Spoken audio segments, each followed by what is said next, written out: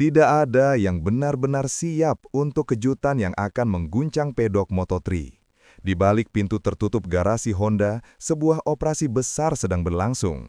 Dan di pusat pusaran itu, berdiri seorang pemuda dari Indonesia, membawa ekspektasi yang ukurannya jauh lebih berat dari motornya sendiri. Para analis pedok masih berdebat, para rival mulai resah, para mekanik hanya bisa mengangguk ketika melihat daftar fasilitas yang diberikan untuk seorang rookie. Semua bertanya hal yang sama. Kenapa Honda Asia menaruh taruhan sebesar ini kepada Veda Ega Pratama?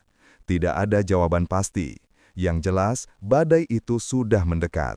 Ketika semua sorotan mengarah pada satu nama. Awalnya hanya kabar kecil yang beredar pelan, namun dalam hitungan hari, rumor itu berubah menjadi pembicaraan paling panas di Moto3. Sosok muda dari Indonesia akan memasuki musim debut dengan dukungan yang disebut sebagai paket paling mahal yang pernah disiapkan Honda Tim Asia. Di balik statistiknya, orang-orang mulai menyadari bahwa ini bukan sekedar proyek pembinaan.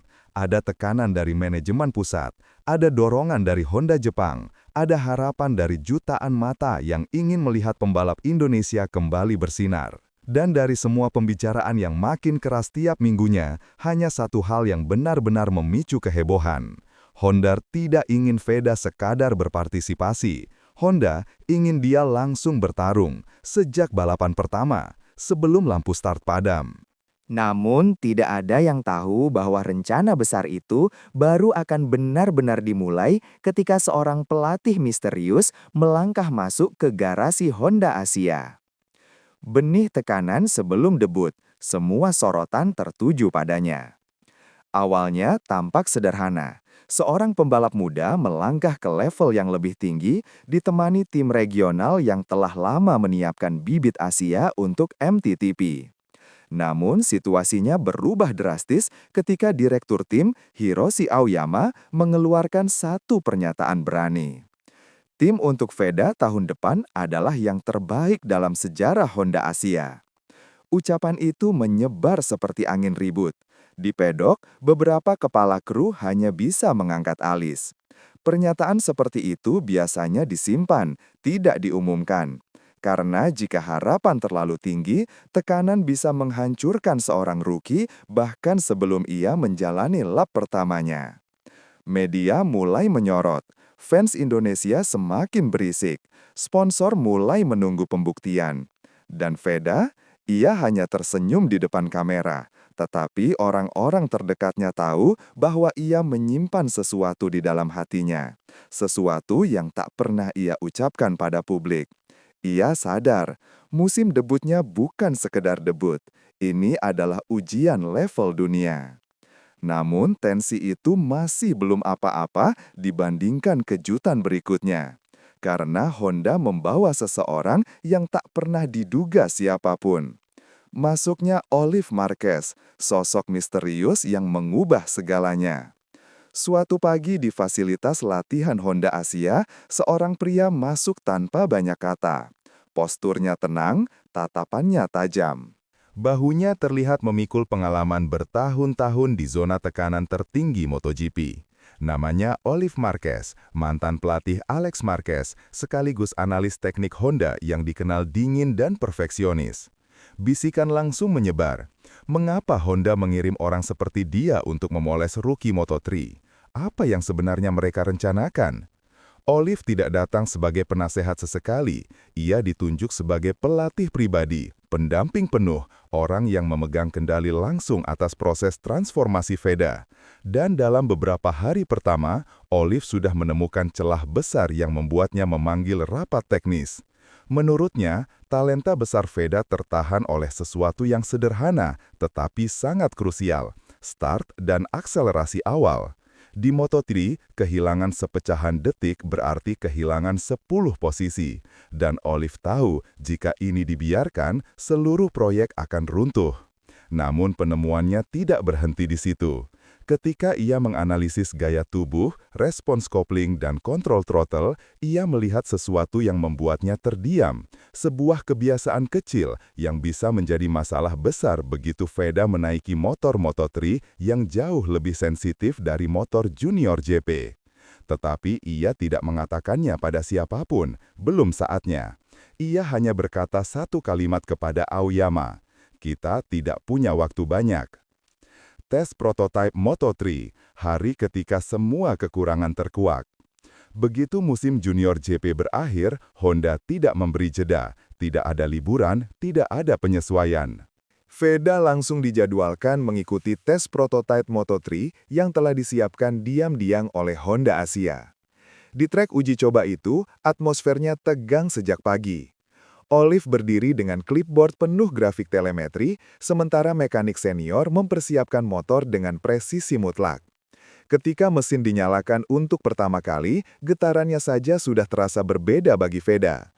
Motor Moto3 terasa lebih tajam, lebih liar saat membuka gas, dan lebih agresif pada bagian depan.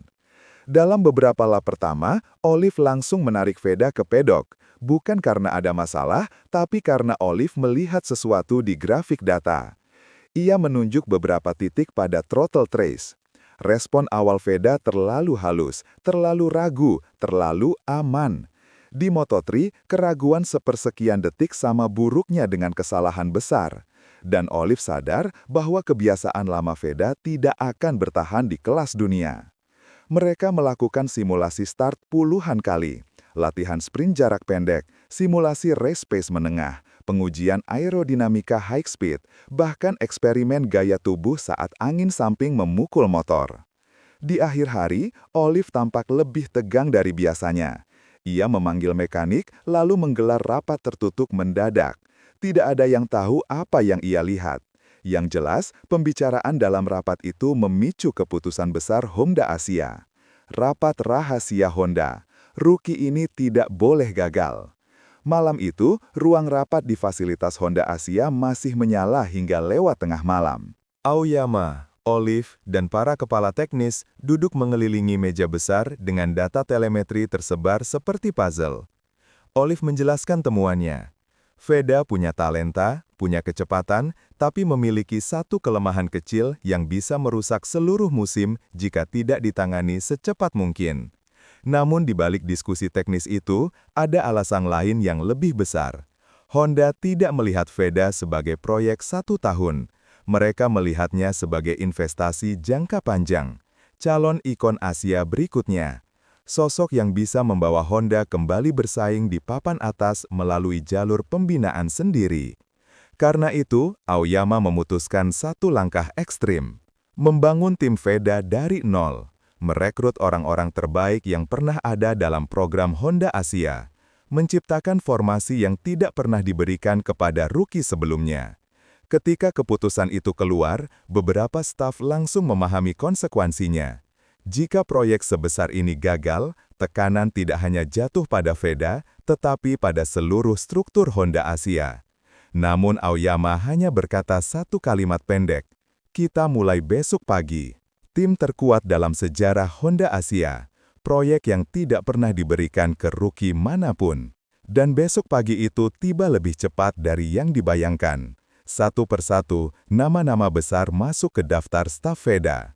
Mekanik utama dipilih dari mereka yang pernah menangani pengembangan motor Honda di MotoGP. Orang yang terbiasa bekerja dengan tekanan podium, bukan tekanan rookie. Technical advisor-nya berasal dari barisan yang pernah menjadi otak di balik pembalap Asia juara Eropa. Bahkan beberapa pernah menyentuh proyek kelas utama. Divisi telemetri diperbesar hingga 2 kali lipat. Engineer Jepang dan Eropa bergabung, membawa pengalaman memecah data dari throttle trace hingga pola turbulensi aerodinamis di belakang fairing. Dan yang paling mengejutkan adalah keputusan Honda untuk memberi akses penuh kepada Veda terhadap sistem analisis yang biasanya hanya disediakan untuk rider MotoGP. Paddock pun mulai bertanya-tanya, mengapa Honda memberikan fasilitas Monster Project untuk seorang pemula? Apakah mereka melihat sesuatu yang tidak kita lihat? Suasana berubah. Tim-tim lain mulai memandang Veda bukan sebagai rookie biasa, tetapi sebagai ancaman baru yang sedang dipoles secara agresif. Namun, bahkan mereka tidak menduga bahwa Honda masih menyembunyikan satu kartu as. Teknologi, virtual racer, simulator yang tidak dimiliki pembalap baru lain. Saat semua orang berpikir bahwa Honda sudah mengerahkan segalanya, sebuah mesin besar dibawa masuk ke fasilitas latihan VEDA. Bukan robot, bukan dyno, tetapi sebuah sistem virtual racing generasi terbaru. Sebuah laboratorium digital yang bisa meniru seluruh kondisi lintasan dunia dengan akurasi ekstrim. Simulator ini mampu menciptakan perubahan cuaca spontan, degradasi ban berdasarkan gaya balap, perilaku motor saat pengereman keras, situasi wheel-to-wheel, turbulensi slipstream di lintasan lurus. Sistem seperti ini biasanya dipakai untuk persiapan proyek MotoGP atau Moto2, bukan Moto3.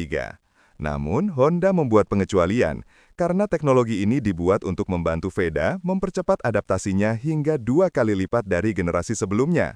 Sumber internal tim bahkan berbisik, VEDA adalah aset paling mahal yang kami punya, dan bukan karena uang. Simulator itu membuka dunia baru bagi VEDA. Ia bisa mengulang tikungan berkali-kali, mengubah racing line, menguji throttle control dalam skenario tekanan, menjalani simulasi duel jarak dekat tanpa harus menunggu sesi latihan resmi. Namun, dalam salah satu sesi latihan, sesuatu terjadi. Sebuah momen yang memunculkan tanda tanya besar, benturan psikologis, tekanan yang tidak terlihat kamera. Hari itu, VEDA menjalani simulasi race pace dengan mode agresivitas tinggi. Sistem mensimulasikan 2 rider virtual menekan dari sisi kanan dan kiri, memaksanya mengambil keputusan cepat. Di tengah sesi itu, VEDA membuat satu kesalahan kecil, bukan kesalahan teknis, bukan kesalahan mekanik, melainkan kesalahan mental. Ia ragu sepersekian detik, dan pada level balap dunia, keraguan kecil itu sudah cukup untuk mengubah hasil. Simulator langsung memunculkan data. VEDA kehilangan 3 posisi virtual hanya karena satu momen ragu. Olive menghentikan latihan. Ia melihat VEDA bukan sebagai pelatih, tetapi sebagai seseorang yang tahu betapa kerasnya dunia profesional bisa memukul mental seorang pembalap muda. Karena semakin besar dukungan Honda, semakin besar ekspektasi publik, semakin berat beban yang tidak pernah terlihat kamera. Di luar sana, fans Indonesia menunggu kemenangan. Sponsor menunggu hasil. Paddock menunggu alasan untuk mengkritik. Dan sekarang, VEDA tahu. Ia bukan hanya membawa nama dirinya. Ia membawa nama negaranya. Namun tekanan itu, pada akhirnya, harus ia pelajari untuk dikendalikan. Karena hanya satu hal yang lebih berbahaya dari motor Moto3, yaitu ketakutan dalam pikiran pembalapnya sendiri. Menuju debut musim, pertarungan dimulai sebelum lampu padam. Hari menjelang debut Moto3 itu akhirnya tiba, dan tidak ada yang benar-benar tahu apa yang akan terjadi di putaran pertama.